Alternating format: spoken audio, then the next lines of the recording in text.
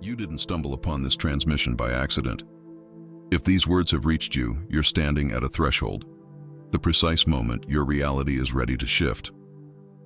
What I'm about to reveal isn't motivation, it's the missing architecture of prosperity itself. When I speak of prosperity, erase everything you think you know. This isn't about accumulating money. Prosperity is the fundamental law of expansion. Your finances, your relationships, your health, your consciousness, every dimension of your existence was designed by the Creator to grow. Observe nature. A river doesn't stagnate. It flows toward the ocean with absolute certainty. A seed doesn't negotiate with becoming a tree. A newborn doesn't debate growth. Everything in this universe obeys one mandate: expand or cease to exist. Yet here's what haunts me after a decade of teaching reality creation. The question that arrives in my inbox like a prayer. I've taken the courses, I meditate, I affirm, I visualize, but my life remains frozen, and I know exactly why. Most people believe elevation is a mental exercise. They think if they just reprogram their thoughts, reality will collapse into their desires. But your personal frequency isn't generated by your mind alone. It's the synthesis of 4 pillars. I call this system CECA. Crenças, your beliefs. Emoções, your emotional state. Comunicação, how you speak to yourself, to others, to the universe. And ação, your actions. And here's the truth that will shatter your comfortable illusions. Action is the most neglected pillar of transformation. You can recite affirmations until your voice breaks. You can listen to frequency tracks for hours. But if you don't move, if you don't translate knowledge into physical momentum, you're not elevating. You're intoxicating yourself with information. Knowledge without action doesn't empower you. It bloats you. It stagnates your energy field because the universe operates on flow. Input without output creates blockage. The body knows this. The energy knows this. So answer me this. What are you doing in the concrete realm of action to raise your frequency? What daily practice, what consistent behavior, what strategic movement are you executing toward your desired reality? I never see the self-help gurus mention this.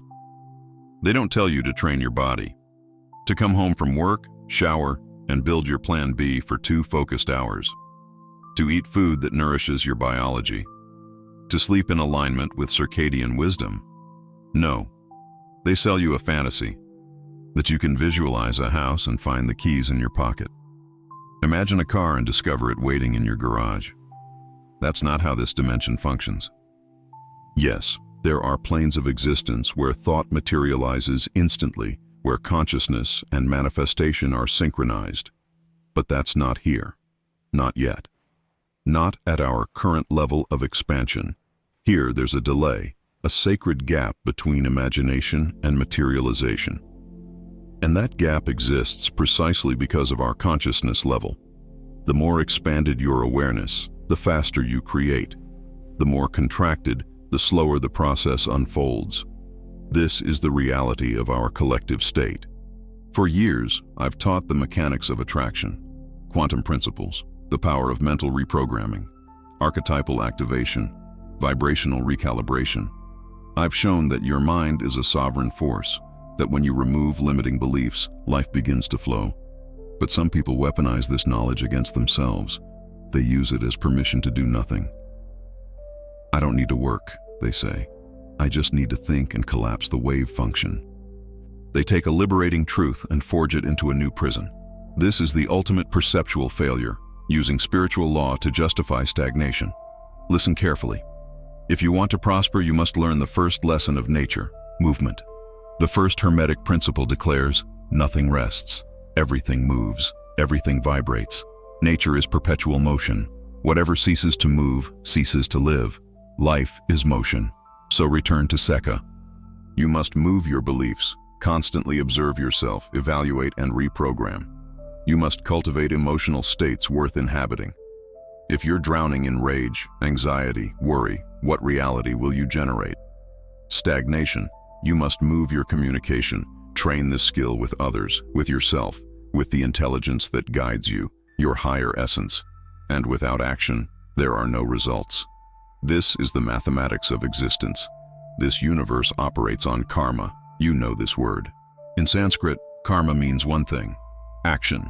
Life is the continuous construction of karma, and that karma is either constructive or destructive based on the action performed.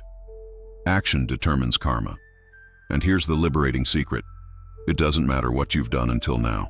You're harvesting the results of past actions, yes, but you're simultaneously generating new karma through every choice you make in this moment. You can transform your karma. Nothing is fixed. Nothing is final. We need to access a new dimension of reality creation. You've been taught about the mind. Good. Most of you understand that consciousness shapes experience. But here's what you don't grasp yet.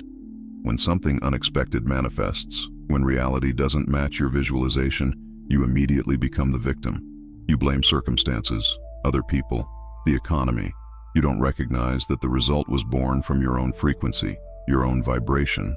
Now you must work with karma, with the actions you take daily, consistently, especially in matters of profound importance.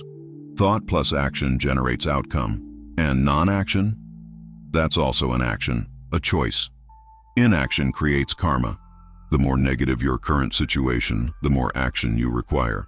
But not frantic action, not random effort, inspired action. This arrives when you quiet the mental noise and create space for your essence to communicate. Your higher intelligence knows what your thinking mind cannot perceive. But you must give it room to speak. You might protest, but I'm exhausted. I'm working 12 hours a day and seeing no results. Because action alone isn't enough. You must act in the correct direction. You need a clear purpose. Where am I going? What are the steps? You need strategy. And you must act from inspiration, from the guidance your essence provides when you finally stop, breathe, and listen. You can't receive divine intelligence if your mind is scrolling feeds endlessly. When will you give your higher self permission to guide you? You might be taking massive action in a job that drains you, that offers no growth, that exhausts your energy for someone else's dream. That's action bleeding your power.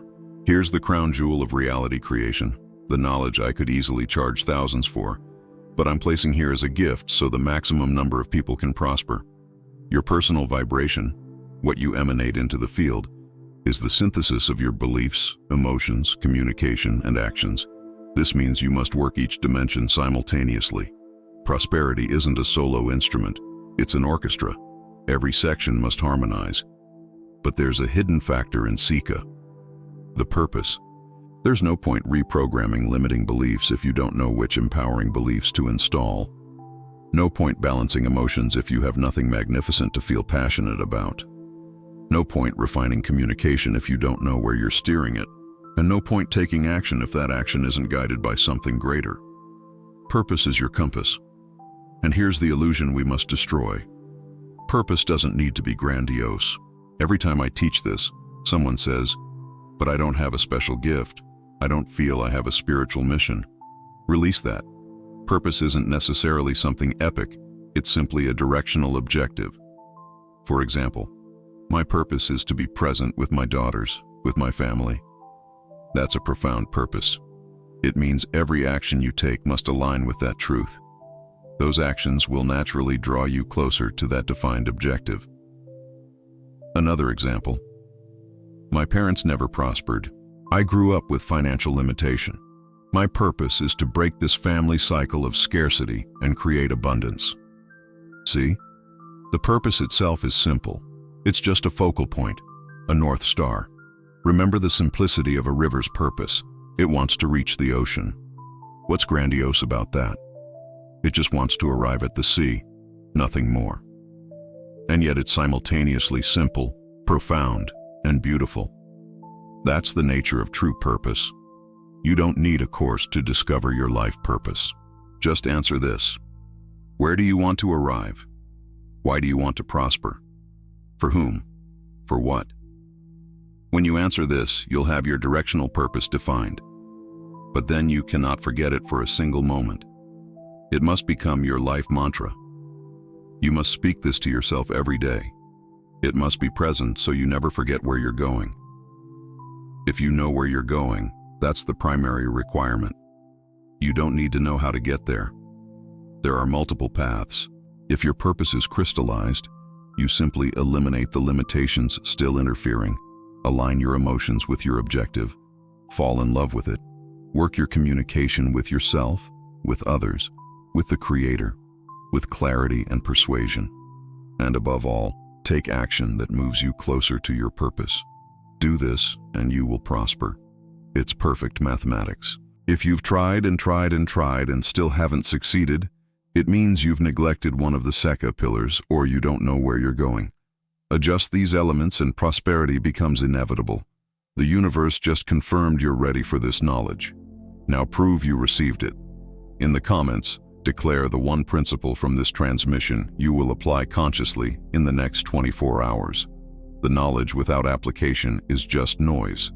Make it real.